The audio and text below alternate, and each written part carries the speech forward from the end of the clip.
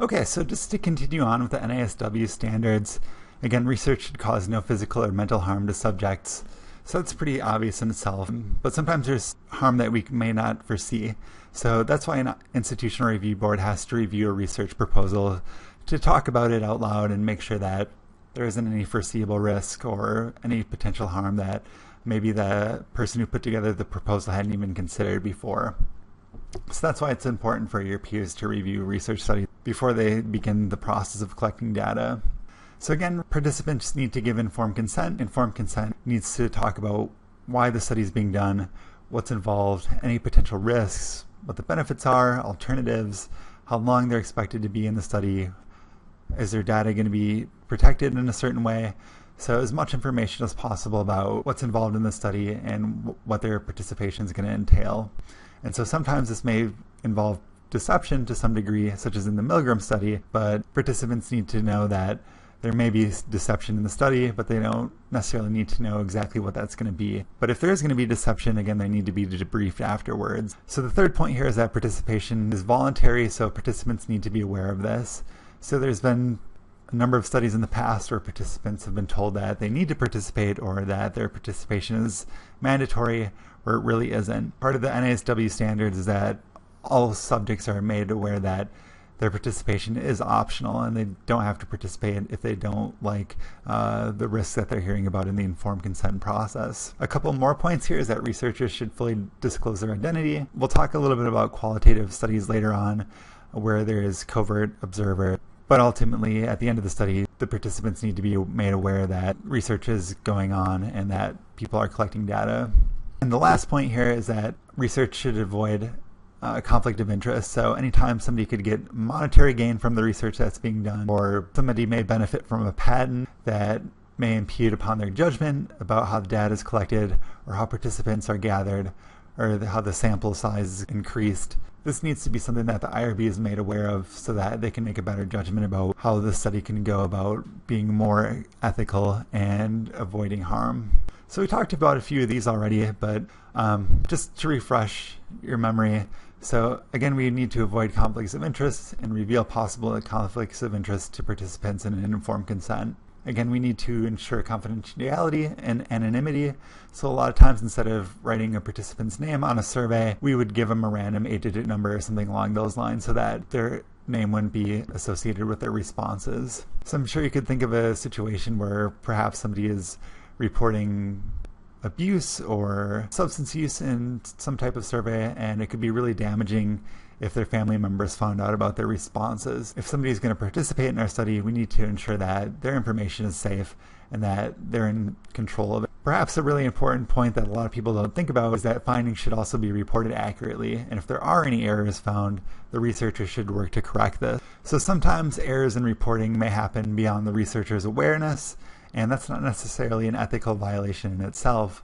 But if they are made aware that there is a mistake in their data or that they've reported something wrong, it's on them to report it to the public and to make amendments to their original publication. However, it is a violation if somebody is reporting something that they know is false and they want to prove a point or prove their hypotheses and knowingly deceive the public. Again, that's why it's good to have peer-reviewed studies and have colleagues look through data to make sure that nothing's falsified. So the last 2 points, again, benefits need to outweigh the risks, and social workers should take steps to ensure that participants have access to supportive services. So for instance, I worked at the VA for about a year doing a research project on suicide rates amongst the Coast Guard. It's a really touchy subject. Obviously, it's doing a lot of damage to people who are coming back from deployment. So as opposed to just collecting data about their suicidal ideation, it would be an ethical violation to not give them any type of resources that they could use or benefit from afterwards. I'll just finish up this video with talking a little bit about IRB, and I've already mentioned what an institutional review board is. If you've ever done research or if you're ever considering doing research, you need to make sure that you've got a really good plan for dealing with an institutional review board. Some are a lot more in-depth than others. So again, if you're working with the protected population like children, or working in a psychiatric hospital, or working with an inpatient population, which is all of the above for my dissertation, which is just a horrible idea because the institutional review board took forever to get through. You need to make sure that you've got a great proposal that has any possible risk covered and making sure that you're benefiting participants in all ways possible. And so here you can see a picture of the institutional review board that I went through, and when I walk through the door, they've got a huge shark waiting for you in the lobby, which doesn't really settle your nerves too much when you're going into a meeting where people are going to tear you apart. But I guess the good thing from a societal standpoint is that we know that unethical studies like the Tuskegee experiment aren't happening in this day and age, because there are so many roadblocks to doing anything that could be unethical or that could cause potential harm to participants. So let me just review quickly the 3 different types of statuses that you can get for a research proposal. So one is exempt, expedited, and full committee reviews, which has been just about everything I've ever been on. So if you were going to do something where it was essentially just observations of public behavior, collecting information via survey, or just doing some descriptives that aren't really something that could cause any type of damage to anybody who could participate, survey questions are insensitive, the data is confidential. Sometimes you may hear about people getting an exempt status, where an institutional review board will look at a research proposal and say, really no risk for harm here, I think we can give it an exempt status. I've never seen this happen, but I've heard about it. I think it's a mythical status that rarely anybody would ever achieve. Generally, the research is probably going to be pretty boring if it's an exempt status anyways. So this isn't for participants who are in prison or under the age of 18. Again, those are 2 populations who are really hard to study. So again, in an exempt status, there's not a required informed consent unless you are collecting data, which again, you would have to go through an informed consent process with confidentiality, voluntary nature of the study, and their ability to withdraw at any time. Something I have seen is an expedited review. So this is done for newer continuing studies who have very minimal risk. This is something that I have seen occur in social science research. So in social work studies, research involving material collected for non-research purposes, such as program evaluation, or just something to improve your practice. Collection of data from recordings, collection of data that's already out there, so somebody had consented to the original study and you're studying secondary data, or individuals or group characteristics or behaviors. So again, doing qualitative type research observations where there's really not too much harm, essentially just observing somebody's behavior in their natural setting. So even if you do have expedited approval, informed consent requirements still must be met. Even if you got the expedited approval and there's minimal harm that could be done, you still need to get informed consent to let participants know that it's optional for them to participate and that they can withdraw at any time. So the last slide here is a full IRB review, which is very time consuming, very tedious, a ton of work, but also where you're going to get your most meaningful research from, I feel. So these are very extensive reviews by seasoned professionals in the field that are voted upon by a full committee. So by a full committee, it's typically 5 to 8 committee members. I had the fortune of having several committee members at UWM and at the hospital that I was working at. So I think it was about 20 odd people who were voting on my dissertation study, which really ensured that the study wasn't going to cause any potential harm to anybody who was in the study, but it was definitely a challenge for me to get through.